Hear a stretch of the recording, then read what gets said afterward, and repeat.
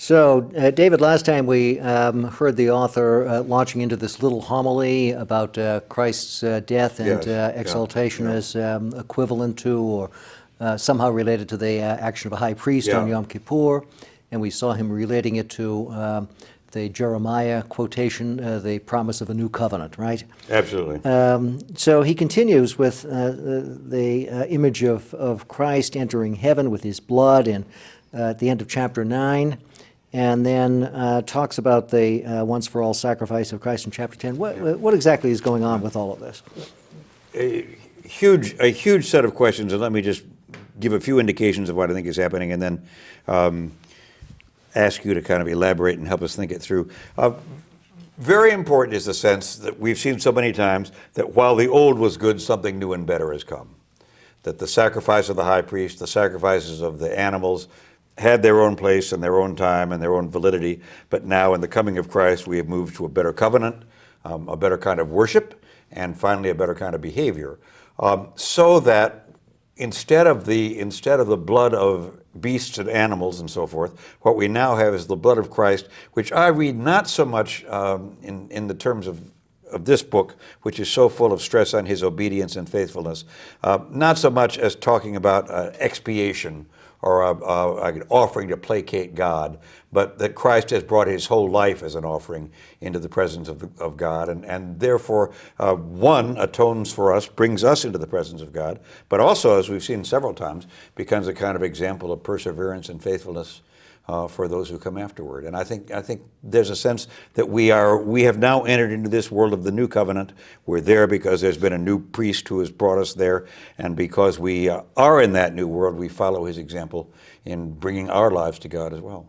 Mm-hmm, mm-hmm. We've seen our homilist teasing us before, right? Yeah, absolutely. And is there a little bit of a tease going on with this image? He kind of insists on Christ bringing his blood into the heavenly Holy of Holies, right, at the end of chapter 9. Yeah.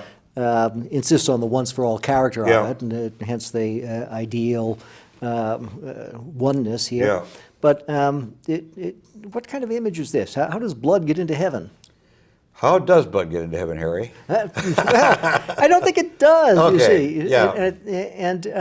I think you're right on this notion that what he's talking about as blood is really the life of Christ. He brings himself into brings heaven. himself into heaven. Bringing himself into heaven. And what is the self that he brings? What's going on in chapter 10 when we hear the voice of Jesus again? Well, the self that he is he talks about bringing his whole body, his whole personhood, I think, into the presence of God, and that he comes to God as one who is perfectly obedient, perfectly faithful, and perfectly steadfast, and therefore becomes a kind of example for the Hebrews who have to, the Hebrew audience who has to hear this as well. And when does he do that? He does that, I take it, through his exaltation.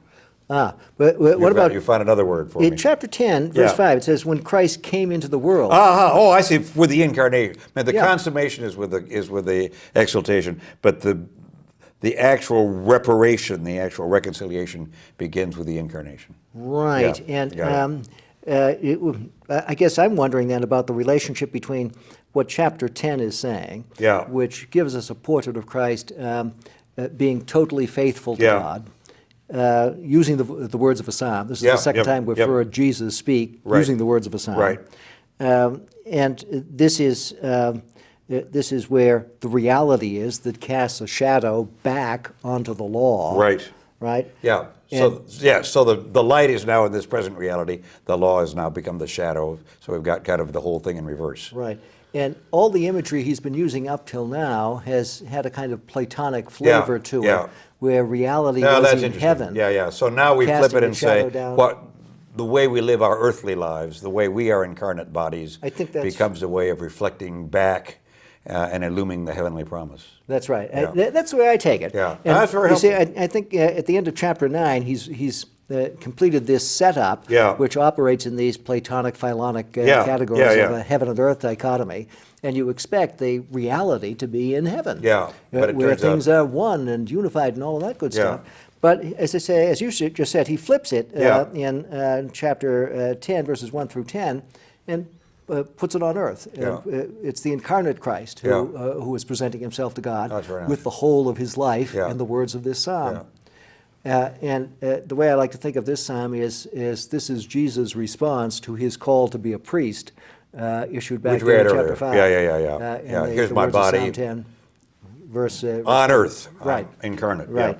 Well, and the nice thing then is in the last part of chapter 10, he kind of incarnates what sacrifice looks like for the believers. That you attend to one another, you visit the prisoners, you care for the sick, that their concrete lives become in a way deeds of love, which mirror the great sacrifice that he makes, both by his life and by his death and exaltation.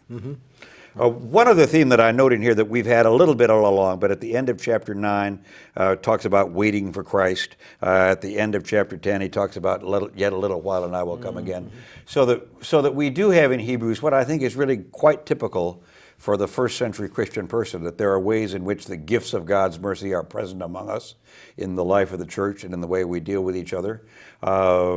It's not just a way that it's clear that Christ is now enthroned at the right hand of God, which means that in some remarkable ways the time of glory, the time of the new covenant has come. But there's something more yet to come, the final defeat of death for Paul, the final defeat of sin here, the fullness of his coming, which is more than hinted at, but is not yet complete, even in this epistle, which is very much about what we can now celebrate and sacrifice.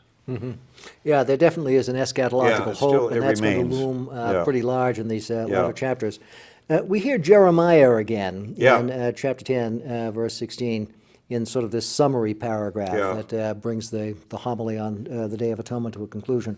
Well, why is that being? Don't you think it seems to me the stress here is now not so much on the covenant written on the heart, is on the latter part of the claim that God actually has amnesia, pronounces amnesty, that sins are forgotten, that we move on. And this is, I think, a way of encouraging them in the new life which they now lead, and leads into his concern at the very end of chapter 10 that they not fall back, slip away, or fall into the hands of the living God.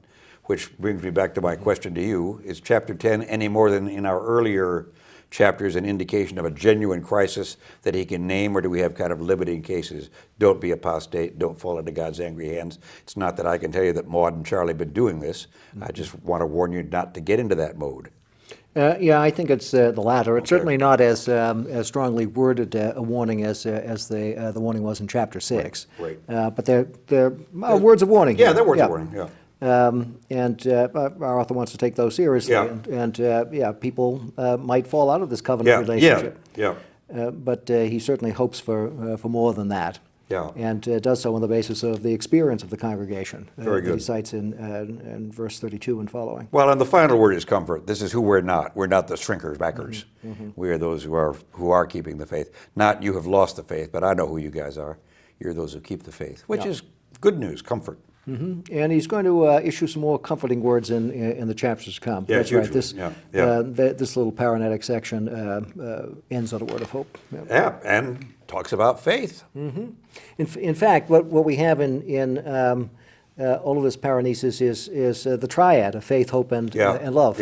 Interestingly enough, it's not highlighted in the way. No, but it's all there. It's all there. It's all there. In interesting ways, I think throughout the epistles of the New Testament, there's Father, Son, and Holy Spirit, and there's faith, hope, and love, and they never stop and say very often, okay, here are the three persons of God, or except for 1 Corinthians 13, here are the three great virtues, the three great acts of Christian faithfulness. But they're there. It's an underlying structure for a great deal of Christian proclamation.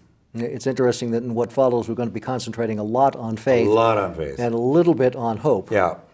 Where's the love? Stay tuned.